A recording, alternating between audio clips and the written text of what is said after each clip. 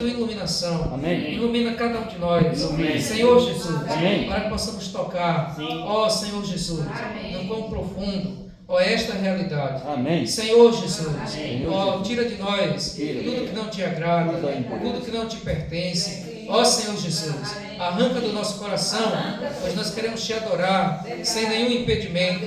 Senhor Jesus, então seja com cada irmão, com cada pessoa que está aqui, ó Senhor, que vai ouvir as tuas palavras. Amém. Toca em cada um de nós. Toca, Senhor. Senhor Jesus, queremos estar em espírito, receptivos à tua palavra. Ó Senhor Jesus, Amém. por isso venha nos usando. Desde já nós paralisamos, nós repreendemos todo o trabalho do inimigo, caia por terra em nome de Jesus. Amém. Senhor Jesus, Amém. louvado seja o teu nome. Amém. Senhor Senhor Jesus. Jesus. Amém. Amém. Jesus é o Senhor. Amém. Os frutos Da da morte do Senhor. Os frutos Frutos da morte do Senhor. do Senhor. Senhor Jesus. Amém. Graças ao Senhor, né? Como o Osvaldo desfrutou, nós estamos nessa semana falando sobre João capítulo 20, onde mostra com respeito à ressurreição de Jesus, né? Os irmãos na semana passada trouxeram essas passagens, né? O Jason e Minga, sobre a morte que dispensa a vida e também sobre a ressurreição de Jesus. Então nós estamos dando prosseguimento a tudo isso que aconteceu, os frutos da morte do Senhor Jesus, né? Os frutos da morte do Senhor. Primeiramente, por esse tema, nós percebemos que Deus, né, que o Senhor Jesus não morreu em vão. A morte do Senhor Jesus teve realmente um resultado grandioso, né, positivo na humanidade. Então, a morte do Senhor Jesus não foi o final de tudo, mas deu um novo começo para a humanidade. Né? Através da morte de Jesus, a humanidade agora pode ter uma esperança de salvação, de reencontro com o Criador. Nós sabemos que por muitas vezes no Antigo Testamento, Deus chamava o seu povo. Quando eu estava orando aqui, eu lembrei, né? Deus considerava o seu povo como se fosse a sua esposa. E essa esposa, que era o povo de Deus, traía a Deus várias vezes. Quando era que essa esposa traía? Quando passava a adorar ídolos, né? Fazia ídolos para si e dizia: esse é o Deus que nos tirou do Egito, e oferecia os filhos a Moloque, que era um tipo de Deus, de muitas coisas. Então isso, ao coração de Deus, era uma traição, né? Então, mesmo assim, Deus não desistiu do seu povo, mesmo sendo traído. E Deus mostrou isso no livro de Oséias, quando pediu para Oséias, sendo profeta, se casasse com uma prostituta, né? E Oséias fez isso, e a prostituta traía Oséias. Mesmo assim, Oséias ia lá e comprava, pagava de novo um preço, a prostituta traía. E Deus disse assim: é o meu povo, eu estou atrás do meu povo, mas o meu povo, quando pensar que não, vai adorar outros deuses. Mesmo assim, eu não desisto. Claro, tem a disciplina. Por muitas vezes Israel foi atacado, né? Sofreu consequências, mas Deus não desistiu. E às vezes, quantas vezes nós também, na era neotestamentária, né, nós podemos trair o Senhor Jesus pela idolatria. Trair no sentido de nós não dedicarmos, né, ao Senhor Jesus como deveríamos, né? Não buscarmos como deveríamos, e muitas vezes nós servirmos a nós mesmos e não ao próprio Senhor, né? Então, irmãos, nós precisamos de fato valorizar tudo isso que foi dado a nós depois da morte do Senhor Jesus. Vamos pegar João capítulo 20, para a gente ler esse capítulo.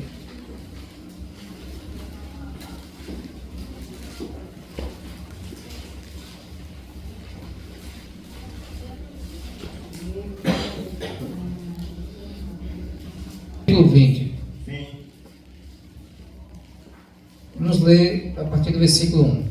No primeiro dia da semana, Maria Madalena foi ao sepulcro de madrugada, sendo ainda escuro, e viu que a pedra estava revolvida.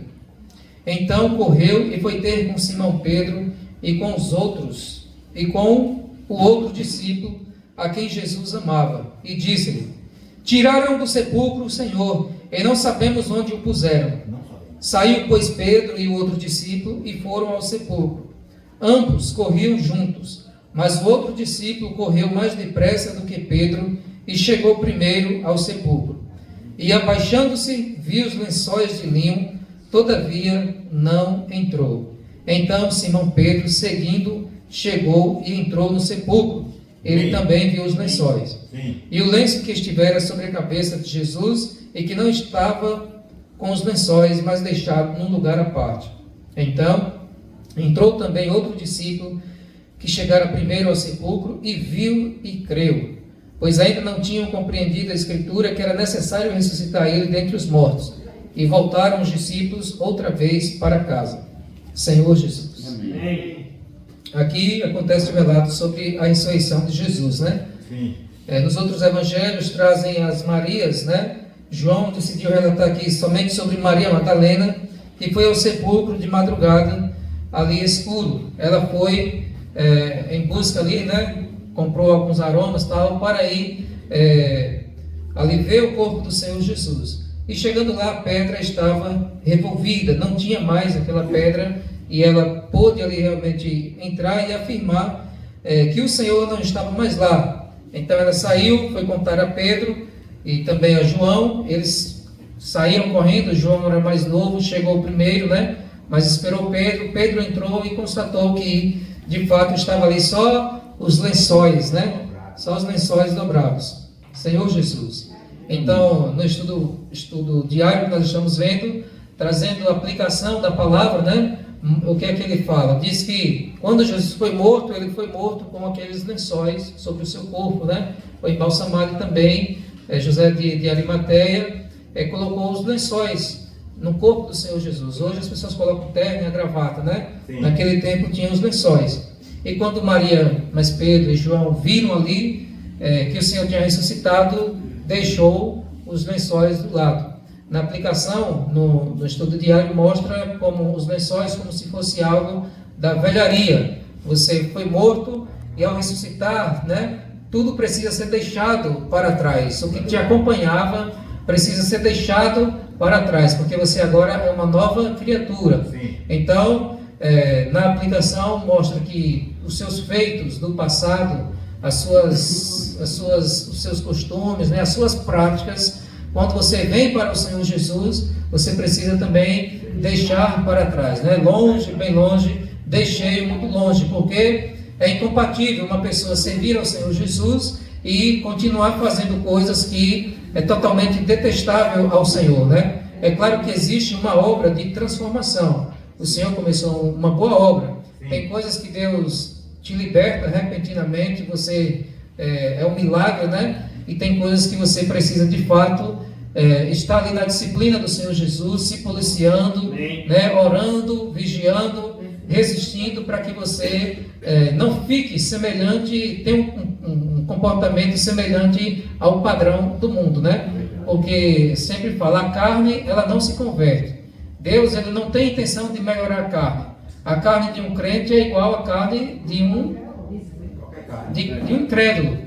Né? Qual é a diferença? É o Espírito. Você tem o Espírito do Senhor no seu espírito humano. Mas se deixar os dois na carne, eles podem brigar, podem fazer... Você vê aí, né? Matou pastor, matou não sei quem, essas notícias. Por quê? Se não for governado pelo Espírito Santo, né? Comete suicídio, comete adultério, muitas coisas, né? Davi era um homem de Deus, mas cometeu um adultério. Então, a carne ela não se converte, a carne ela deve morrer. Esse é o veredicto de Deus, né? Então, irmãos, uma vez sabendo disso, nós quando viemos para o Senhor Jesus, nós de fato precisamos, nós temos um recurso, né? Que é o Espírito Santo dentro de nós. E a Bíblia diz, aqueles que são nascidos de Deus não vivem na prática do pecado. E se acontecer, como João diz, nós temos o sangue. E o fato é que você vai se sentir totalmente inconformado com isso, né? Você não vai ficar em paz, você vai se sentir inconformado. E é isso que vai gerar dentro de você a busca, né? A busca, você não vai se render e cada dia mais Deus vai alcançando. Você se consagra ao Senhor, Ele toma uma parte do seu coração, né? Você vai mais, Ele toma outra parte. Claro que a pessoa pode depois voltar, se ela não continuar progredindo, né? E aí pode complicar. Mas nós temos o Espírito Santo dentro de nós e é por meio deste que nós podemos de fato experimentar o que Deus preparou para nós, que é uma vida de ressurreição. Sem a vida de Deus dentro de nós, não tem como nós vencermos. Por isso que Jesus, a gente vai ver aqui, soprou o Espírito Santo E esse Espírito é que vence a lei do pecado e a lei da morte, né? Senhor Jesus. Então, as velharias, os lençóis, nós precisamos deixar de lado. E isso é um viver constante, buscando ao Senhor Jesus. Senão vai enferrujar, senão vai acontecer as velharias, né? E aí é complicado, você pode de fato desanimar e esfriar, né? Tem muitos cristãos que infelizmente,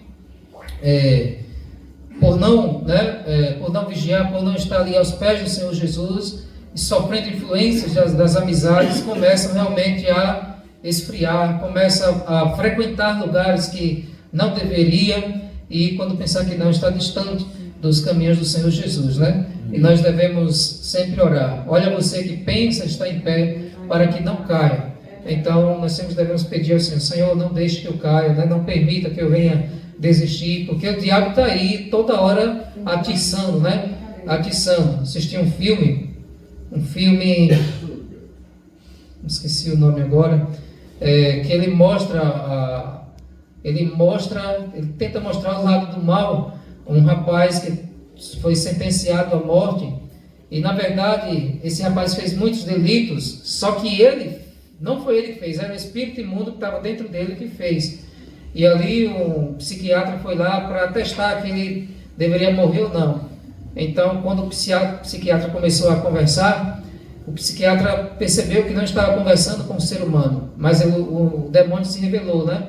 E o demônio revelou a vida toda do psiquiatra, revelou um monte de coisa, e ainda revelou os planos dele, né? Como ele faz para ganhar essas almas, né? E é um pouco interessante, e ali ele mostra, né? Eu fico vigiando a vida de vocês. Aí ele pegou as fotos do psiquiatra desde quando era criança e tal. Claro, aí é espírito, não tem como ser foto, mas é só para simbolizar, né? Pegou as fotos mostrando, disse: como você tem essas fotos? Ele disse: eu te acompanho desde quando você era criança, e eu fico procurando brechas. Então, como é que a gente faz? Ele coloca tipos de tentações para que abra a porta e ele entre. Então, vários tipos de tentações, de ambição de dinheiro, de sexual, de muitas coisas. Quando dá lugar, aí ele entra na vida da pessoa e consegue fazer um barraco ali. A pessoa, quando pensava que não, ele estava dando a entrevista, aí quando o psiquiatra chamava pelo nome do cara, às vezes o cara voltava chorando: eu não cometi nenhum pecado e tal. Aí o demônio possuía de novo. Mas foi só para mostrar como exemplificar um pouquinho como ele age, né? Ele fica no seu pé ali. Então ele vai oferecer como se fosse um doce à criança. Um doce, venha, toma um doce. Então ele fica tentando procurar maneiras de encontrar espaço para que ele ali possa influenciar a sua vida, atuar e chegar a um ponto que a pessoa não tem mais domínio das suas vontades. Aí ele diz: eu estou pensando em uma coisa, mas o meu corpo não responde. Então é realmente complicado, né? Por isso, irmãos, nós precisamos de fato pedir a misericórdia do Senhor Jesus, para que nós possamos despojar-nos do velho homem e nos revestir do novo homem, né? Que se refaz, né, com toda a verdade, se refaz de tudo que é bom. Ó Senhor Jesus. Então eles foram lá, voltaram, né? Voltaram, vamos ver aqui. Pedro e João voltaram, mas aconteceu um fato interessante aqui com Maria, a partir do versículo 11. Maria, entretanto, permanecia junto à entrada do túmulo, chorando. Enquanto chorava, abaixou-se e olhou para dentro do túmulo, e viu 2 anjos vestidos de branco, sentados onde o corpo de Jesus fora posto, um à cabeceira e outro aos pés. Então, eles lhe perguntaram: mulher, por que choras? Ela lhe respondeu: porque levaram o meu Senhor e não sei onde o puseram. Tendo dito isto, voltou-se para trás e viu Jesus em pé, mas não reconheceu que era Jesus. Perguntou-lhe Jesus: mulher, por que choras? A quem procuras? Ela, supondo ser ele, o jardineiro, respondeu: Senhor, se tu o tiraste, diz-me onde o puseste, e eu o levarei. Disse-lhe Jesus: Maria. Ela, voltando-se, lhe disse em hebraico: Rabone, que quer dizer mestre. Recomendou-lhe Jesus: não me detenhas, porque ainda não subi para o meu Pai, mas vai ter com os meus irmãos, e dize-lhes: subo para o meu Pai e vosso Pai, para o meu Deus e vosso Deus. Então saiu Maria Madalena, anunciando aos discípulos: vi o Senhor, e contava que ele lhe dissera estas coisas. Que lindo, né? Aqui nós vemos a história de Maria Madalena. Os irmãos lembram do passado de Maria Madalena? Ela foi aquela a quem Jesus expulsara 7 demônios, né? Salvo engano. Muitos demônios foram expulsos ali do corpo dela. Terminei de contar uma história. Então, ela tinha uma vida de possessão, né? No filme como é chamado? The Chosen, né? No The Chosen, mostra ali ela tendo uma vida escravizada pela prostituição, né? Chamaram um sacerdote para expulsar, tudo um contexto. O sacerdote não conseguiu, mas mostra um pouquinho da trajetória dela. E ali, quando Jesus teve um encontro com ela, meu irmão, Jesus pôde de fato ali libertar. Olha, nós sabemos que uma pessoa não fica possuída 24 horas. Então, no tempo de possessão, fazia coisas inimagináveis, mas quando voltava em si, que sofrimento não era, né? Para ela, os relatos, para a família. Então, eu não sei quantos anos Maria Madalena viveu aquilo, mas era muito ruim, né? Com certeza. E chegar alguém e trazer uma tamanha libertação dela, ela poder voltar à dignidade, ela amou muito o Senhor, né? Amou tanto o Senhor que tem pessoas que querem botar coisa na Bíblia dizendo que teve uma paixão entre ela e Jesus, mas não foi isso. Ela amou o Senhor porque foi algo realmente ali, um livramento, né? Que o Senhor deu, que ninguém mais poderia fazer, só o próprio Deus. Então, quando Maria Madalena chegou lá no sepulcro, que mesmo o corpo do Senhor morto ali, como o João falou, mas não encontrou, ela chorava bastante, né? Chorou bastante, copiosamente. Onde está o meu Senhor? E é tão interessante que Jesus, antes de ir ao Pai, que ele já deveria ter ido ao Pai, ele se apareceu para aquela mulher que o buscava. Então, a primeira lição aqui, buscar. Né? A primeira lição aqui é buscar. Jesus só foi aparecer aos demais lá no final da tarde, mas Maria foi de madrugada e insistia, chorando: onde está o meu Senhor? Onde está o meu Senhor? Jesus, né? Entre aspas, essa mulher não vai sair daqui não. Então, o fato de buscar fez com que Jesus pudesse de fato aparecer para ela, né? Quem me procura, encontra, né? Acha. Então, os discípulos estavam lá trancados, mas Maria buscou. Pedro e João voltaram, viram o fato, como nós estamos na casa de Paulo, viram o fato, mas não experienciaram o fato. Mas Maria viu que Jesus não estava lá, ficou, permaneceu, né? E aí Jesus apareceu para ela e ela pôde experienciar. Então são 2 fatos aqui, né? 3, buscar, né? Você primeiro busca, você acha, você encontra a verdade, você vê o fato. Mas no fato em si não está completo, precisa ter experiência. E a experiência é quando você experimenta. Uma pessoa não sabe nada. Ela começa a buscar, por exemplo, sobre a fé. Ela busca, ela encontra passagens, começa a ter um conhecimento sobre a fé. Buscou, encontrou. Mas o fato é quando ela experimenta. É como ela experimenta. Quando a gente estava no show e o pastor lá contando de uma experiência, né? Ele começou a pregar sobre o paralítico. E quando ele estava pregando sobre o paralítico, o fato, a fé, um cara cadeirante foi lá e ficou pertinho dele. Ele, meu Deus do céu, vou pegar sobre o paralítico, tem um paralítico na minha frente. Ele pegou a Bíblia e foi lá para o outro lado.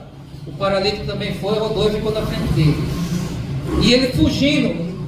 Meu Senhor, o que é que eu vou fazer? Estou pregando sobre o paralítico, tem um paralítico na minha frente, e onde eu vou ele está me perseguindo. Aí chegou a hora que ele disse: moço, o que o senhor quer que eu faça por você? O paralítico disse: eu quero que o senhor ore por mim, e Deus vai me curar. Foi mais ou menos assim, né, mano? Eu quero que o senhor ore por mim, e o Senhor vai me curar. E o Senhor colocou a mão sobre a cabeça e orou: Deus, faça conforme a fé dele. O paralítico levantou e deu um abraço nele, irmãos. Então, ali foi a experiência, né? Um fato é pregar sobre o paralítico, o outro fato foi ambos ali crerem e Deus operar um grande milagre, né? Então, a fé teve a experiência. O fato, né? Viram, Jesus não estava mais lá. A experiência, Maria Madalena foi a única, a primeira a desfrutar dessa experiência de ver o Senhor ressurreto. Senhor Jesus. Amém. Então, em nossa vida, nós buscamos, nós entendemos, aprendemos, conhecemos o fato, a verdade, e agora nós permanecemos. Você está na igreja, você permanece buscando e Deus tem mais para se revelar a cada um de nós, né?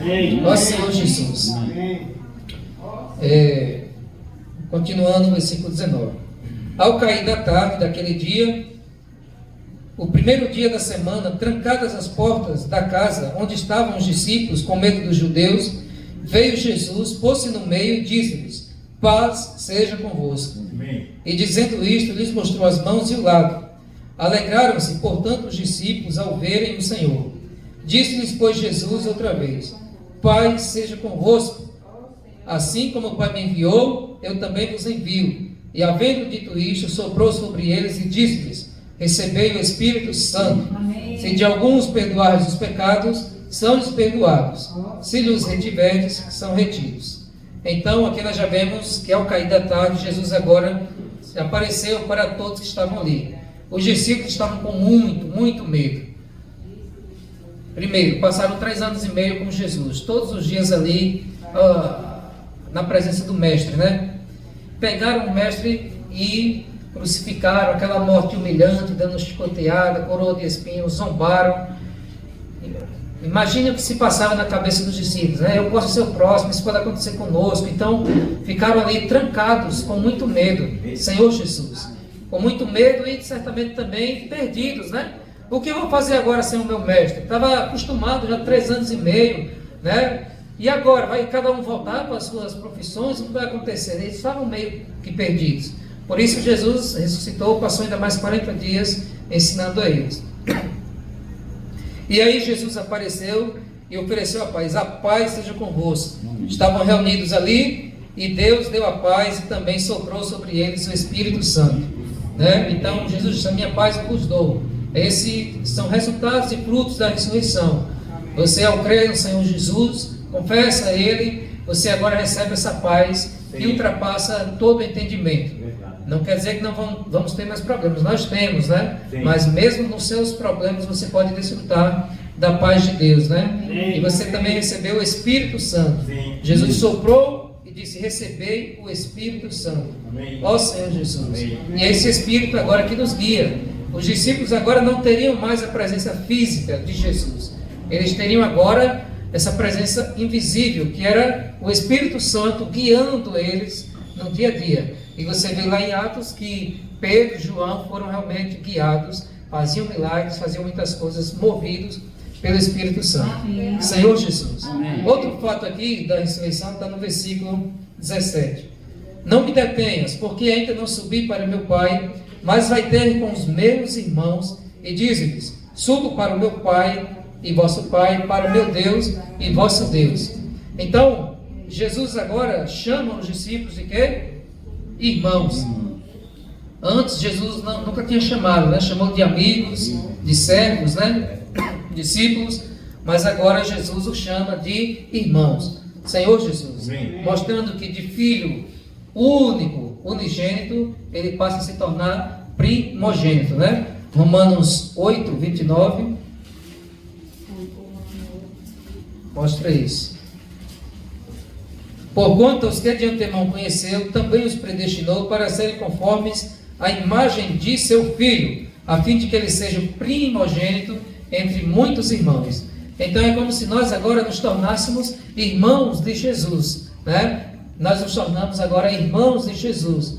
Vamos ser co-herdeiros, né, com Cristo, das heranças de Deus para conosco, porque nós fazemos parte de uma mesma semente. Se o grão de trigo caindo na terra não morrer, fica ele só, mas se morrer, produz muitos frutos. Jesus foi o grão de trigo que caiu na terra, morreu e produziu muitos frutos. Sim. E nós somos esses grãos também de trigos, né?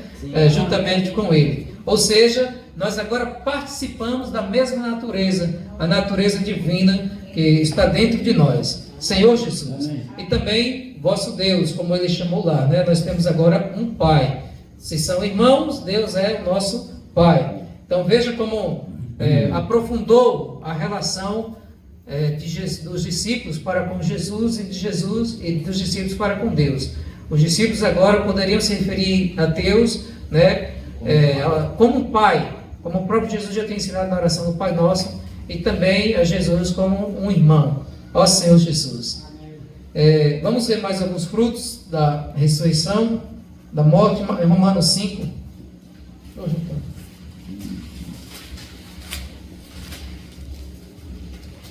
Romanos 5, eu vou ler o versículo 1, diz assim: justificados, pois, mediante a fé, temos paz com Deus, por meio de nosso Senhor Jesus Cristo, por intermédio de quem obtivemos igualmente acesso pela fé a esta graça, na qual estamos firmes, e gloriamo-nos na esperança da glória de Deus.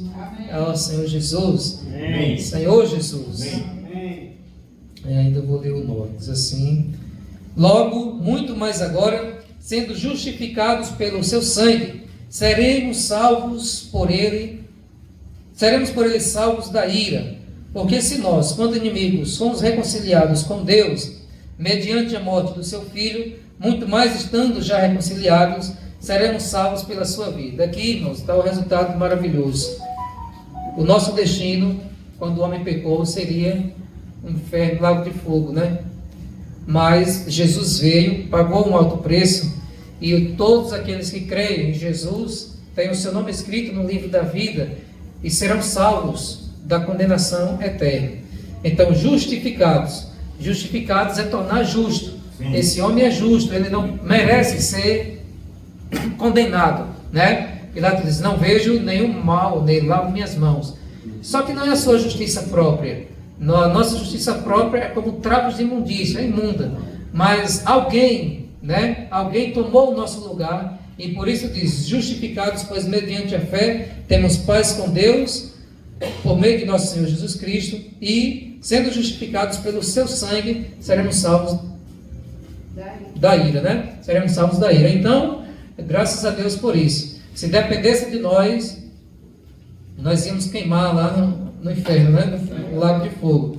Mas como Jesus pagou um alto preço, quando nós cremos e recebemos pela fé, você se torna um filho de Deus e a vida eterna está garantida para você. Amém. Isso é maravilhoso, né? Amém. Porque Deus amou ao mundo de tal maneira que deu o seu único Filho, para que todo aquele que nele crê não pereça, não seja condenado, não vá para o lago de fogo, mas tenha a vida eterna. Você creu? Amém. Então você já tem a vida eterna. Está garantido. Você creu, recebeu, foi batizado, então você tem a vida eterna. E nós vamos viver eternamente com Deus, né? Claro que hoje nós lutamos e batalhamos também para reinarmos com o Senhor Jesus e as bodas do Cordeiro, um período que antecede a vida eterna, Nova Jerusalém. Mas a vida eterna, a salvação é de graça, não é por obras, para que ninguém se glorie. Sim. É de graça. Você creu, né? Recebeu o Senhor Jesus, né? Autenticou isso por meio do batismo, pois quem crê e for batizado será salvo. Então você crê, você vai dar outro passo, né? Tendo condições para isso, você tem a vida eterna garantida. Ó Senhor Jesus. Por quê? Por causa da obra de Jesus, do sangue do Senhor, que pagou um alto preço. Olha só, irmãos, que lindo isso aqui, né?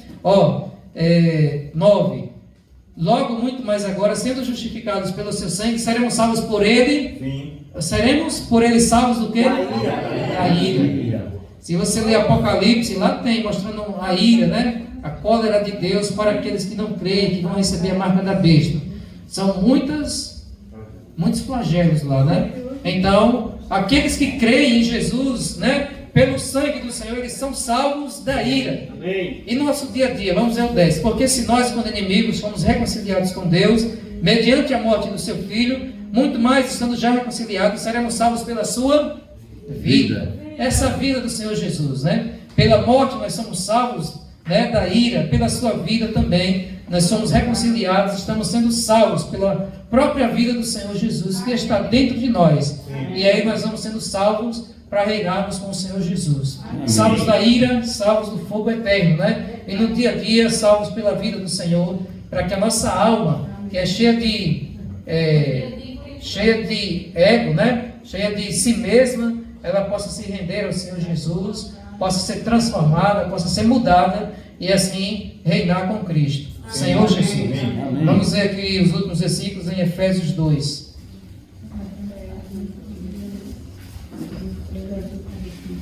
Efésios 2,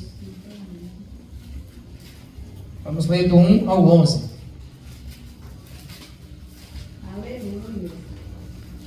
Os vindouros, a suprema riqueza da sua graça em bondade para conosco em Cristo Jesus, porque pela graça sois salvos mediante a fé. Isto não vem de vós, é dom de Deus, não de obras para que ninguém se glorie, pois somos feitura dele, criados em Cristo Jesus para boas obras, as quais Deus de antemão preparou para que andássemos nela. Senhor Jesus. Então aqui mostra a situação de uma pessoa antes de conhecer o Senhor, né? Ela está morta nos seus delitos, nos seus pecados, está andando aí segundo o curso deste mundo, seguindo aí o príncipe da potestade do ar, né?